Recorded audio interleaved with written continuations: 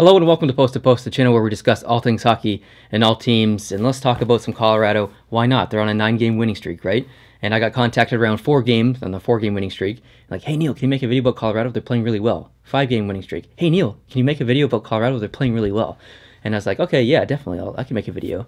But I didn't want to make a video just to make a video. I wanted to do it right, I guess. So I made it my goal to watch all of the Avalanche's games after 5 games. So I watched 6, 7, 8, and 9. So the last 4 Avalanche games. I wanted to get a really good take on the team. I wanted to see what they're doing right and if they're doing anything wrong. And it's hard to do anything wrong when you're winning 9 games straight. But so I thought I'd really take my time with this to prepare for this video and really give my thoughts in-depth, as in-depth as I can.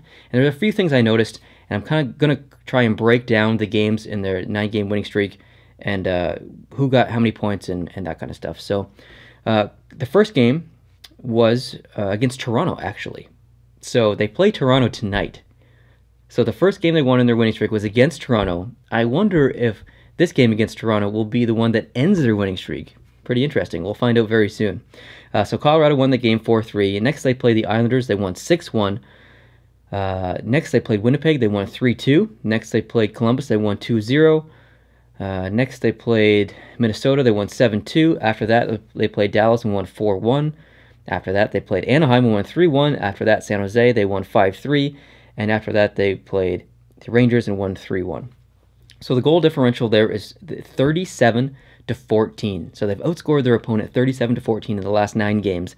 And if you look at these teams, Toronto, playoff team, the Islanders, playoff team at the time they played them, Winnipeg, playoff team, Columbus, playoff team, Minnesota, not a playoff team, Dallas, a playoff team, Anaheim, not a playoff team, San Jose, playoff team, Rangers, playoff team. So they've been playing a lot of playoff teams. That means that they're playing really hard competitive games. They're not playing Arizona. They're not playing Buffalo. They're not playing Montreal. They're not playing these kind of bottom feeder teams right now. They're playing good, hard teams. And the fact that they've been able to win those games says a lot about the team.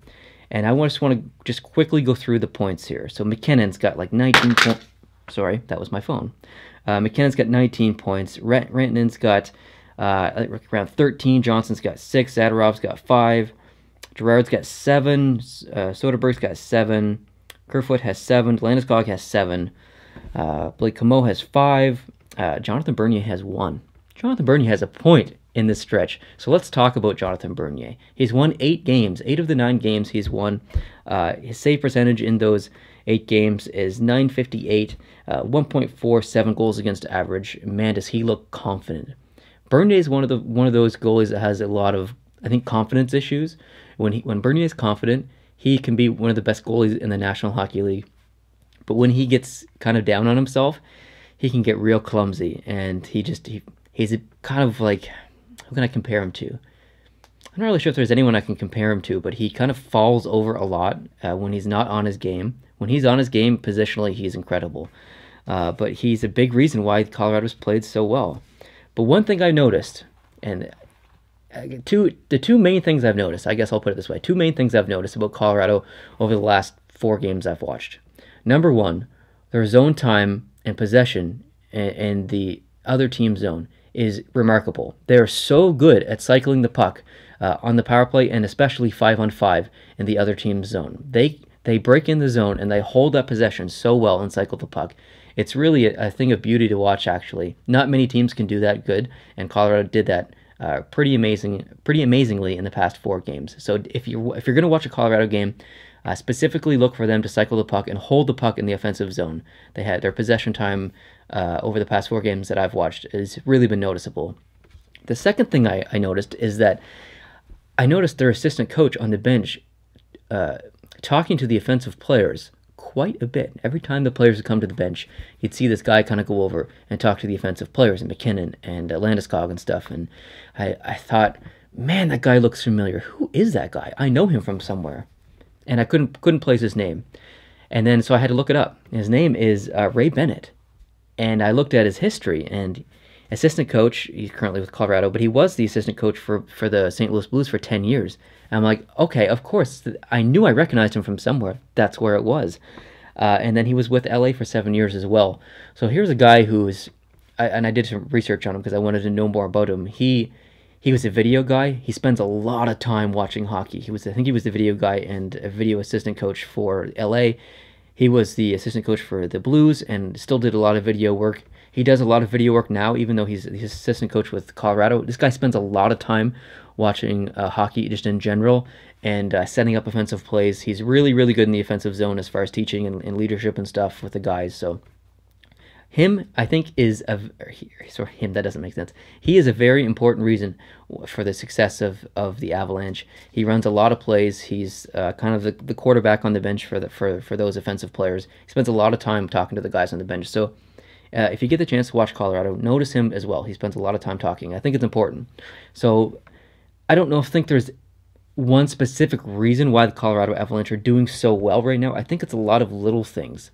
It's chemistry on the ice. It's support on the bench from the coach and the assistant coach. It's steady, consistent play from Bernier in net. It's successful power plays and great cycling of the puck. It's a lot of little things that add up to these 9 wins. They're getting support from other lines. It's not.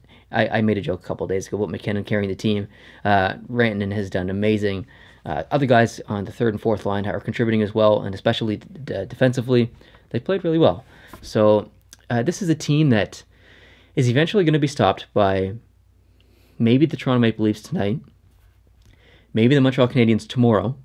And I bring this up because during this 9-game winning streak, the Colorado Avalanche have not had to play any back-to-back games.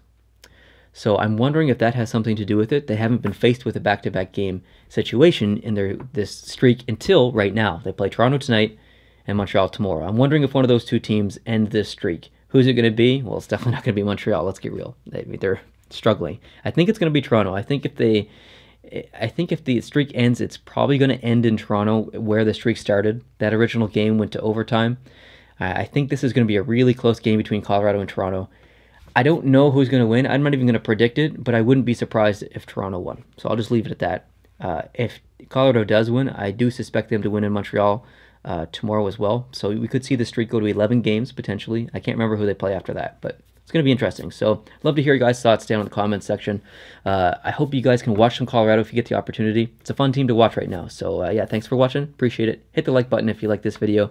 Subscribe if you're new, and I'll see you in the next one. Adios, guys.